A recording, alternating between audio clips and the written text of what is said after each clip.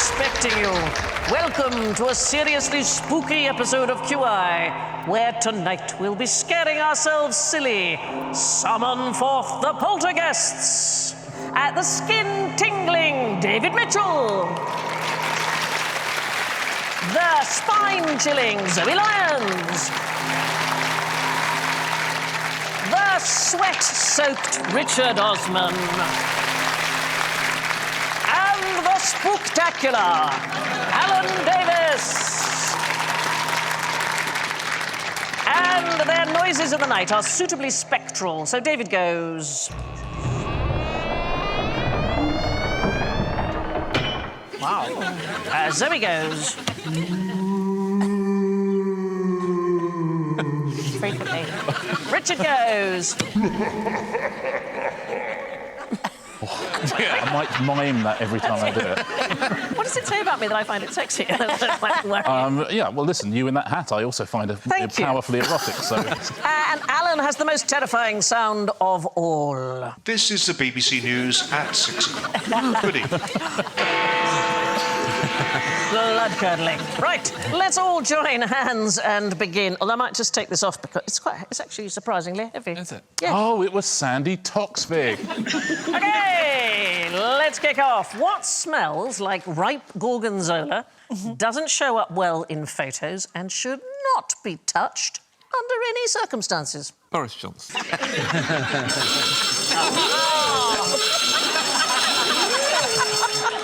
My work here is done. Is it a vampire's penis? I'm amazed you haven't got a klaxon for that. Yeah. It's not the bit of the vampire you worry most about, is it? But the thing is, though, Yes. there's going to be a penis under that opera cloak somewhere, and it might have gone a bit cheesy. I'm going to write an erotic vampire book called Ejacula. I bet about £1,000 that's been done. I want to say ectoplasm. Yes, you do want to say ectoplasm because I want to say ectoplasm? You do. That is the correct answer. Very well done, Zoe. Yes. So this is the extraordinary thing. So after World War I and then the terrible Spanish flu, lots of people had lost their relatives and they wanted to get back in touch with them. So spiritualism became a massive thing.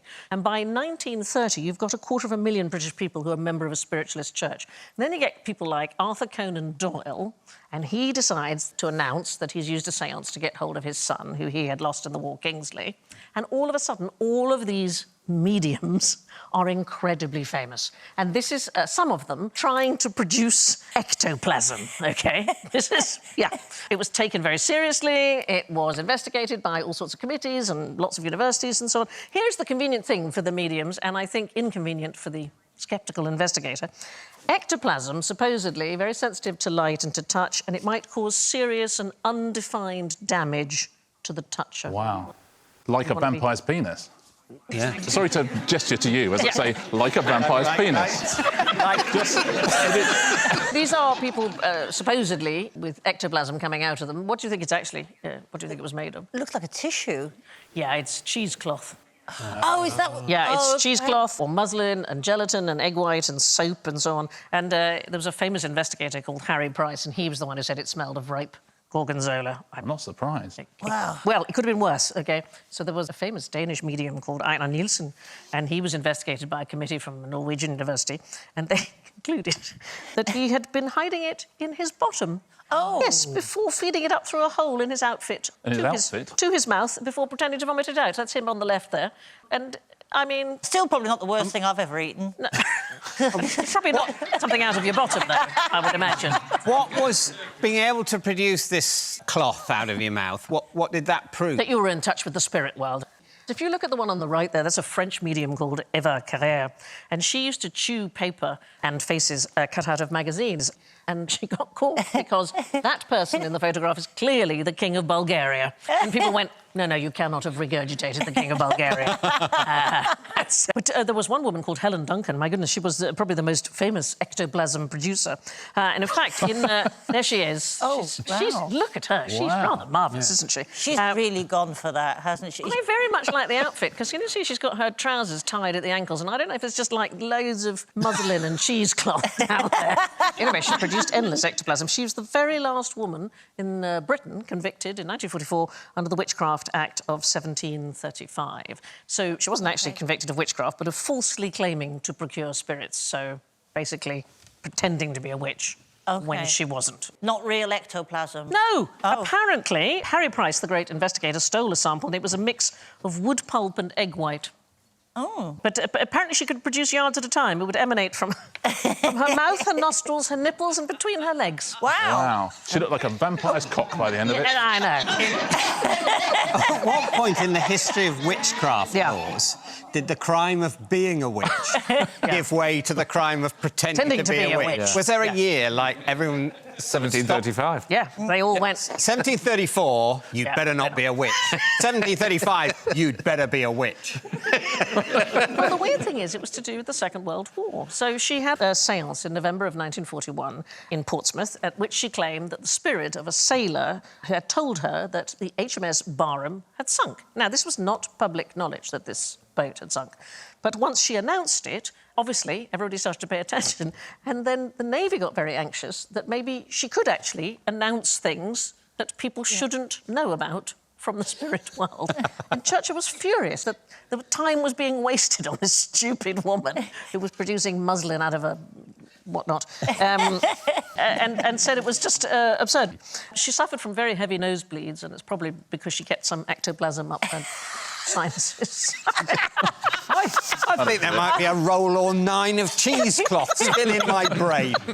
It's the ectoplasm coming out of the nipples that I'd be a bit more worried about. I mean, some severe chaffing, I would have thought, would have also been a side effect. I want to show you something else that is part of the medium's repertoire. This is a spirit trumpet. And it's a device which was supposed to amplify abnormal, paranormal noises. What I love about this, OK, the woman sitting in the chair is Harry Houdini's wife, OK? And the guy standing next to her with the handcuffs, he can't open them because Harry Houdini is the only person with the combination and Harry's dead. And they're trying, through seance, Mrs. Houdini, the man with the handcuffs, to get hold of Harry to ask him how to unlock the handcuffs. I think the woman on the right is thinking, that's Lenin.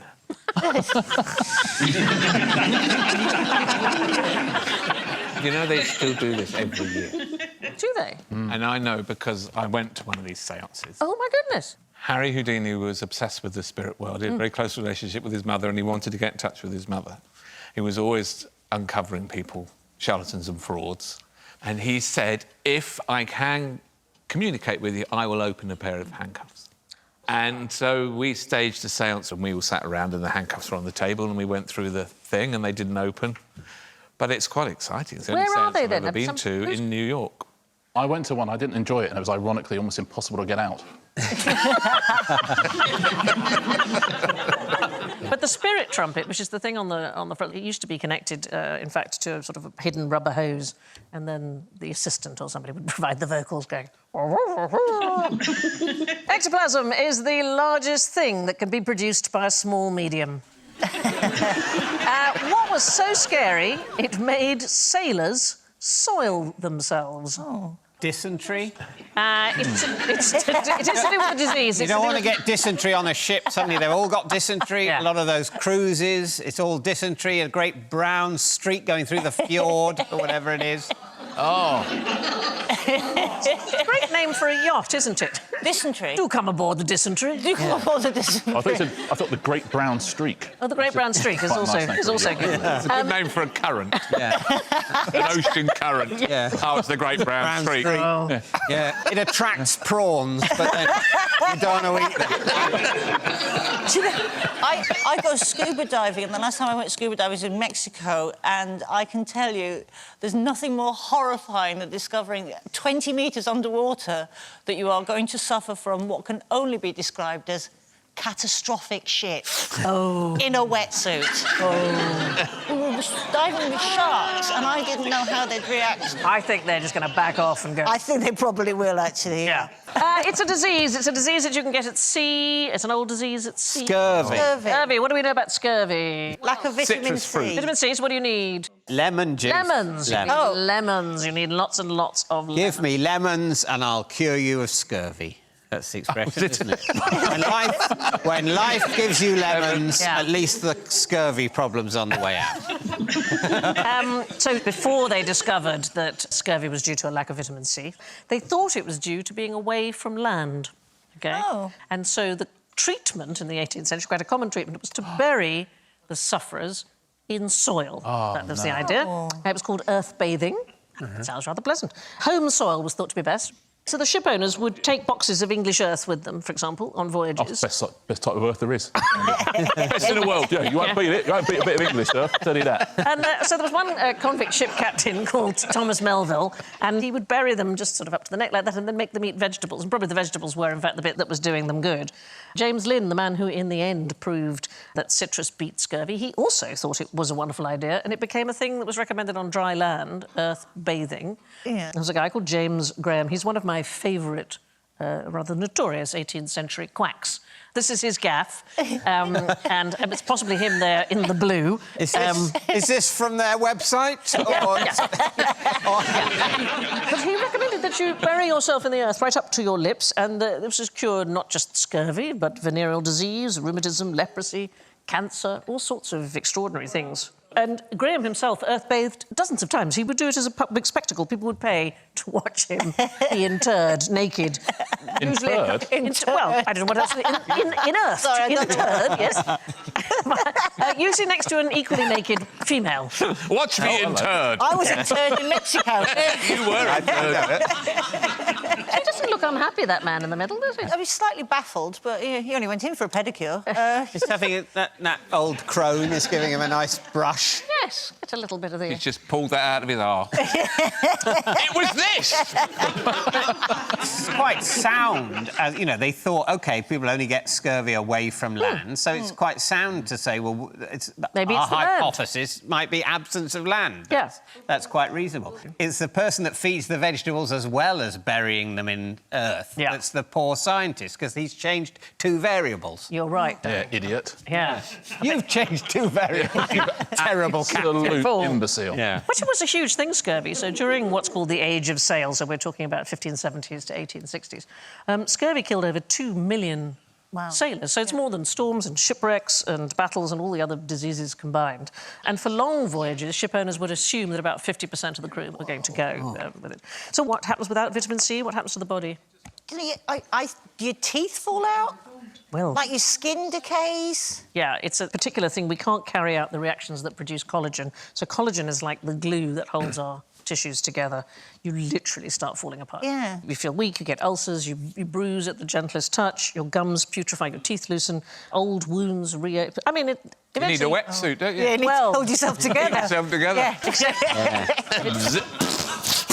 Ectoplasm! Eventually you bleed internally and die. Other than that, yeah. All for the want of a lemon. I know, right? Was it a rented wetsuit? It was my own wetsuit. Thank God, Yeah. in many ways. Yeah. What did the sharks make of it? They didn't come anywhere near me, I'll be honest. What's a with you. shark They did. that's holding its nose? Look. Yeah. Yeah. It was... That's why they call me Jacques Cousteau. Right. What's this guy's problem? Well, that is Edvard Munch's The Scream. Yeah. He's been told that if you cross this bridge, your ears will fall off.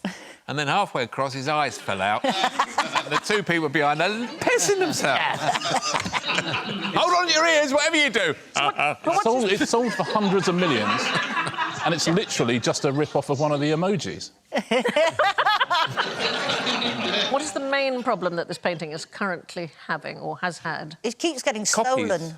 Is it copies? No, the real problem is us, or human beings, is the truth of it. So visitors to the Munch Museum in Oslo are damaging the screen by breathing too close to it. They need to put some sort of rail. Yeah, yeah. They need a 2-metre I'm amazed it's got to us as an issue. I think there's something they could have sorted out for themselves with just really like a moment's thought. But what it is telling, it's excess humidity. So you're right about the copies. There are 4. There's Scream, Scream 2, Yeah. Scream 3. Scream 3 is the one where Courtney Cox died, right? They're all on cardboard, but 2 are pastels and 2 are painted. The one you saw earlier was the painted one. That one looks less sincere. That looks like he's putting it on a bit there. And did you say about it being stolen? Yes, but It it's has stolen been many stolen, times. hasn't Yeah, it has been stolen many times. In 1994, the very first version was stolen from Norway's National Gallery. It took 50 seconds for 2 men to pull up in a van, prop a ladder up against the wall, and climb in and climb out again. And they left a little note saying, "Thanks for the poor security." Wow. When the version from 1910 was stolen in 2004, this is less smooth, I have to say, than the 50-second one. The robbers had to ask to be shown their target because they weren't entirely sure which one it was. What other paintings must there be there for you to know that the painting's called The Scream and not think, oh, I bet it's that one? Yeah, I don't know. We now think that Munch's figure was, in fact, inspired by a Peruvian mummy, which he saw when he went to visit the Ethnographic Exchange Museum in Paris. It's a Chachapoya warrior who lived in the Amazon maybe around 1,000 years ago. So He's just got his orthodontist bill. Yes, the teeth aren't bad for 1,000 years. They're not bad, are they? No. Oh, that's all right. But when it was brought to Paris, it did have a big effect on a lot of people because Paul Gauguin is thought to have been inspired by exactly the same mummy. There's a marvellous painting of his called Where Do We Come From? What Are We? Where Are We Going? And if you look down in the bottom left-hand, you can see it's thought that he was inspired by the same 1,000-year-old figure. That's someone saying 9, 10, coming ready on. I'm on my way, on my way. Put your top on. Too naked, too naked. I don't want to. I like being like this. I like being free. I like being outside. Put your top on. What's the problem? Mum! I've put a bit of ectoplasm over my groin. You're the only one with your top off. The only one on the beach. Now, for a question on screams and screens. How can you make a scary movie even scarier?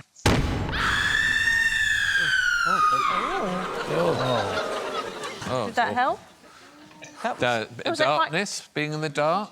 Where did you get your clues from? I don't know. I took my daughter when she was 2 to a pantomime. It started in blackout. Lots and lots of little kids. And it's Jack and the Beanstalk. And all the lights went out and I could feel her little hands just gripping hold of my arm. And then over the tannoy, fee, fi, fo, fum. And they all burst into tears.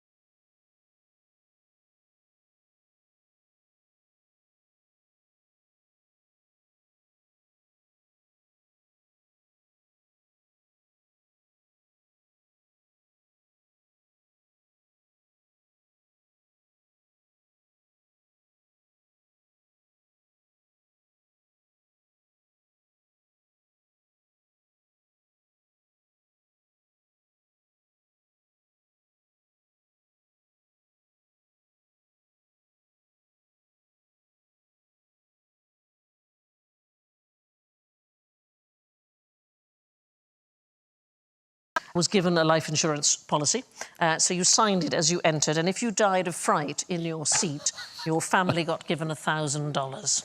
Very sadly, nobody. That's very good. Nobody did die from this. Come on, Nana, let's get to the cinema.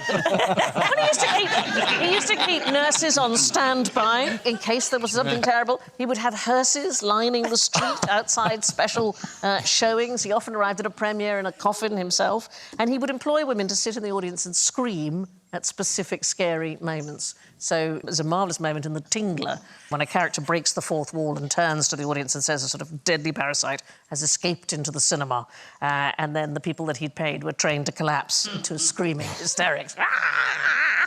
And hid buzzers in seats to give vibrations at sort of key moments in the film. It feels like if you Googled The Tingler, something else would come up. Definitely. Yeah. You know what I mean? These days, yes. Yeah, that's probably true. He had a film in 1961 called Homicidal, and it had a fright break in it, you were allowed to leave and get a full refund before the terrifying sort of denouement of the entire thing. You had to leave your seat and follow a yellow streak before the entire audience to a special booth called Coward's Corner, and a light shone on you with a recording intoning "Watch the chicken, watch him shiver in Coward's Corner." Right, moving on. Where would you find the UK's largest collection of spirits? It's currently under my bed.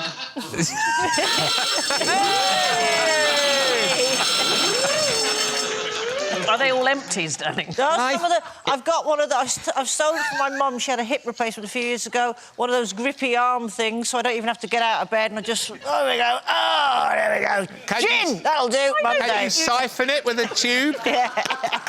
You shouldn't steal from your mum just because she can't run after you. That's, I know. It's not kind. To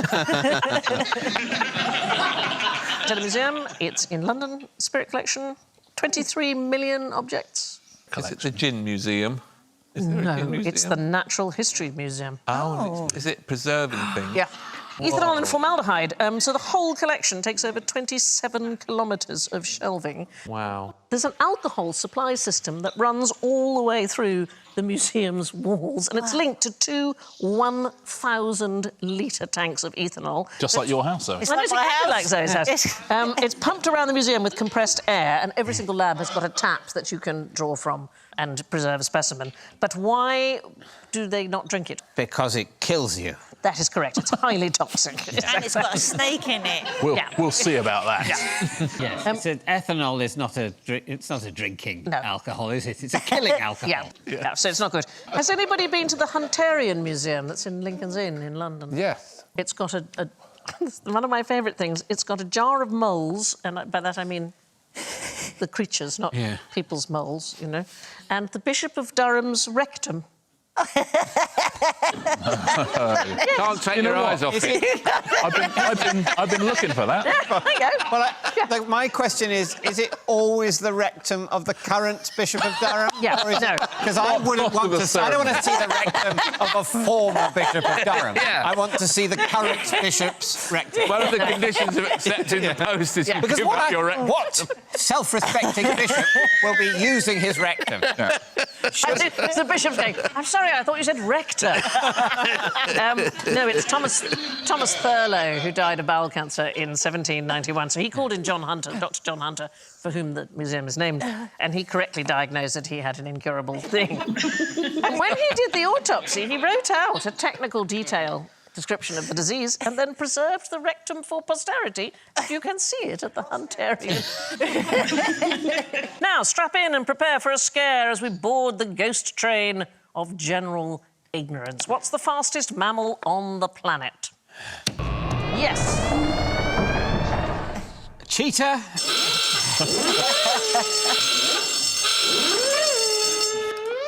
They can do 0 to 60 miles an hour in 3 seconds, but they're not the fastest. Not as quick as filing as humans. No, that's true. Is it across the ground, or is it going to be a mammal that can drop out of a tree and live or something? It's nothing to do with with diving, but it is in the air. So like a flying fox or something like that? Well, it's the Mexican free-tailed bat. It is the fastest mammal on Earth. And so I love this. Researchers at Tennessee, they strap tiny little backpacks to them. You can imagine how small they must have Got to been. slow them down. Yeah, and then they monitored them from a low-flying plane, which must have been annoying. They routinely reach 100 miles an hour with wing power alone. So we're not talking about a tailwind, we're not talking about diving. Wow. We're just on their own Pure ability. flapping. Yeah, so your cheetah, darling, 75 miles an hour. Nothing. Nothing. To what end would they go? They're terrified by an aeroplane that's following them. Bats form the largest mammal colony in the world. It's a place called Bracken Cave in Texas. There are over 15 million of them, OK? Every night they leave in what's known as a batnado. It's like rhymes with tornado, OK? So batnado. Batnado. Can I say, it's slightly disturbing to watch because it sort of flashes at you. Let's have a quick look. And nearby planes have been instructed to avoid them. Yeah. Isn't that amazing? And they eat... This colony alone eats more than 80,000 tonnes of insects a year. So that's... Wow. To help you, Alan, that's 500 blue whales. Thank you.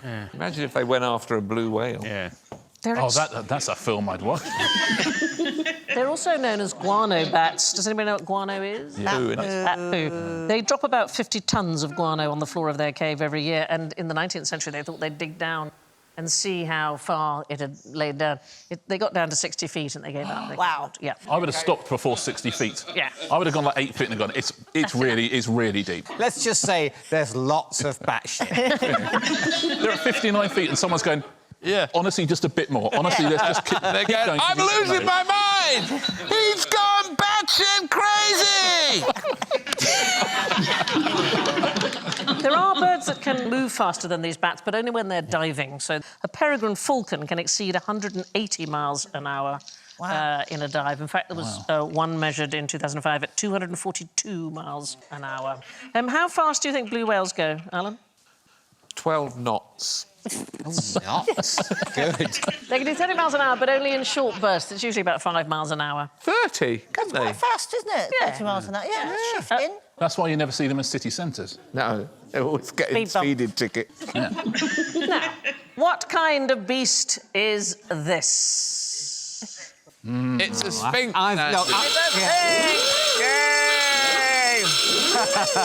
I was going to say, I've done cheetah. So the thing we know is the Great Sphinx. It was carved in about 2,550 BC. Technically not a sphinx, because the word sphinx doesn't appear until 2,000 years after the statue was built. And the fact is, we don't know for sure what it was originally meant to represent. So it might have been built for a sun god called Horus of the Horizon, or Hor-em-Akhet, or it may represent a particular pharaoh called Khafre, who ruled during the Old Kingdom. His father built the nearby Great Pyramid. Well, let's have a look at an actual, what is known as a sphinx, which is the Sphinx of Greek myth.